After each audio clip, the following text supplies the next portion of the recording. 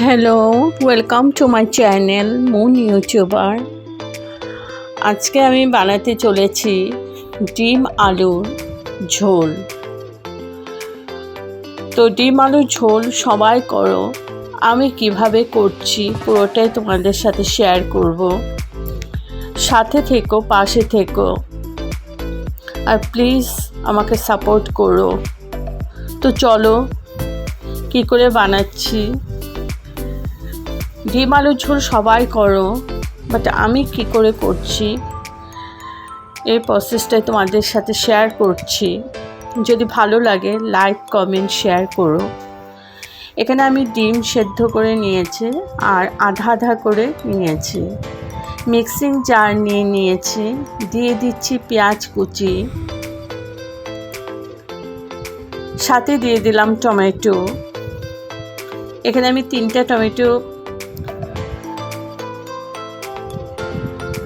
2টো tomato দিয়েছি আর আলু নিয়ে নিয়েছি। আলুগুলো আমি 20% মতো সিদ্ধ করে নিয়েছি। আর এখানে আমি বেসন আর চালের গুঁড়ো একসাথে গুলে নিয়েছি, সাথে দিয়েছি হলুদ আর নুন। এখানে আমি ডিমগুলো ভেজে নেব, ডিমগুলো ডুবিয়ে আমি ভেজে নেব। তো ডিমগুলো প্রথমে আমি ভেজে নিচ্ছি। পুরো রান্নাটাই আমি সরষের তেল দিয়ে করব।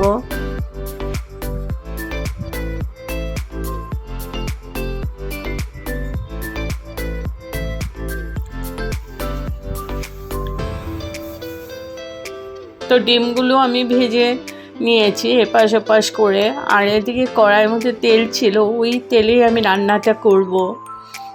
এবার আলুগুলো ভেজে নিচ্ছি, দিয়ে দিচ্ছি হলুদ আর দিয়ে দেবো একটু নুন।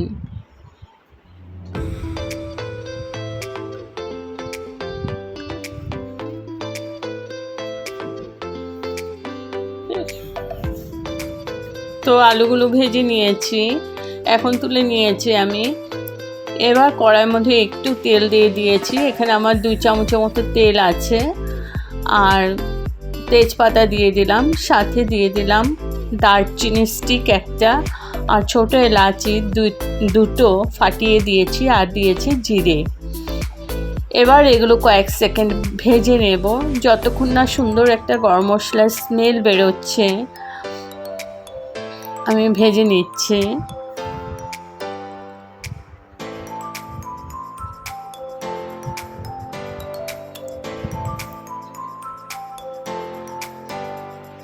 তো ভালো করে ভেজে নিয়েছি। এখন আমি এখানে দিয়ে দিলাম পেঁয়াজ কুচি। এবার পেঁয়াজ কুচিটা একটু ভেজে নিচ্ছি।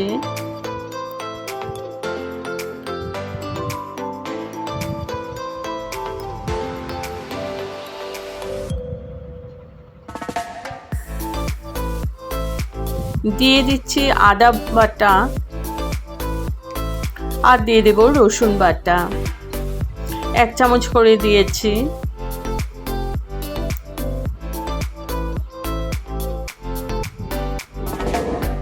এবার ভালো করে কষিয়ে নেব পুরো মশলাটাকে, যতক্ষণ না কাঁচা ভাবটা চলে যাচ্ছে।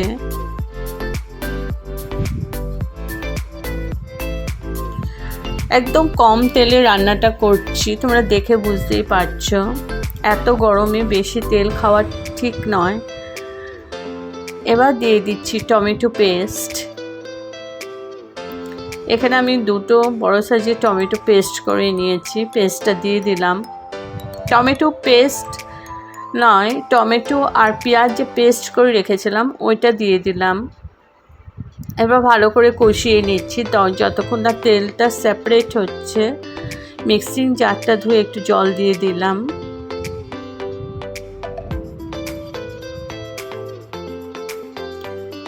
দিয়ে দিচ্ছি গুঁড়ো মশলা, দিয়ে দিলাম হলুদ 1 চামচ, দিয়ে দিচ্ছি নুন পরিমাণ মতো,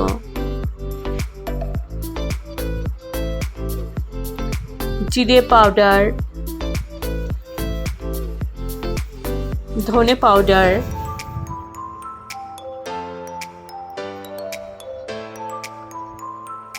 কাশ্মীরি মির্চ পাউডার,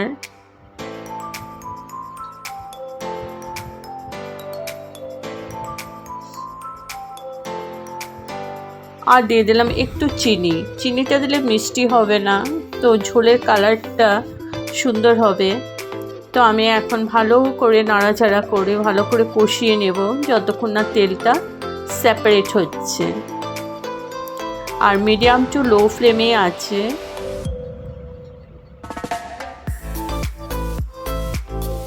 একটু সময় নিয়ে কষাতে হবে।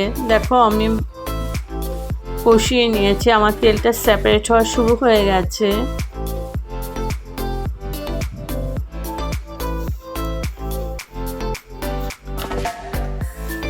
এখন আমি দিয়ে দিলাম ভেজে রাখা আলুগুলো। এবার আলুর সাথে মশলাটাকে ভালো করে কষিয়ে নেব, তাহলে আলুটাও সেদ্ধ হয়ে যাবে, মশলাটাও ভালো করে কষানো হয়ে যাবে। এখন আমি ঢেকে 5 মিনিটের মতো কুক হতে দিয়েছি। 5 মিনিট পর তুলে নিলাম। আমার আলু মশলা ভালো করে কষানো হয়ে গেছে। এবার আমি দিয়ে দিচ্ছি গ্রেভির জন্য গরম জল। তো ঝোলটা তোমাদের পরিমাণ মতো দেবে। এবার আমি ভালো করে নাড়াচাড়া করে মিশিয়ে নিচ্ছি।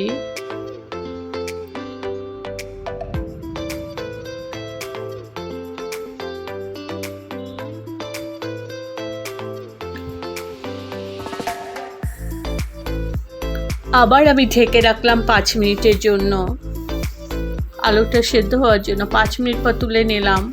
দেখো আমার গ্রেভিটাও ফুটতে শুরু করেছে। এখন আমি ভেজে রাখা ডিমগুলো দিয়ে দেব।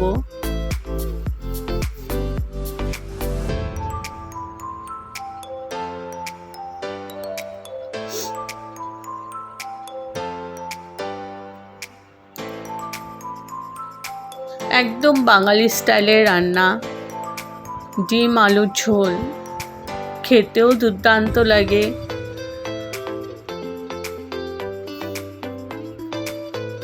এবার আমি ঢেকে আবার 5 মিনিট কুক হতে দিয়েছি। 5 মিনিট পর তুলে নিলাম। তো আমার অলমোস্ট হয়ে গেছে। লাস্টে দিয়ে দিলাম গরম মশলা পাউডার।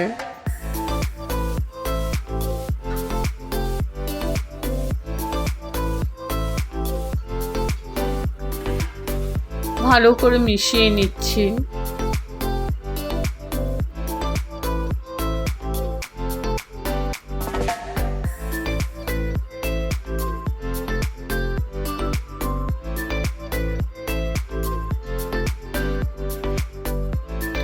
এখন আমি হাই ফ্লেমে 5 মিনিট কুক করে নিচ্ছি।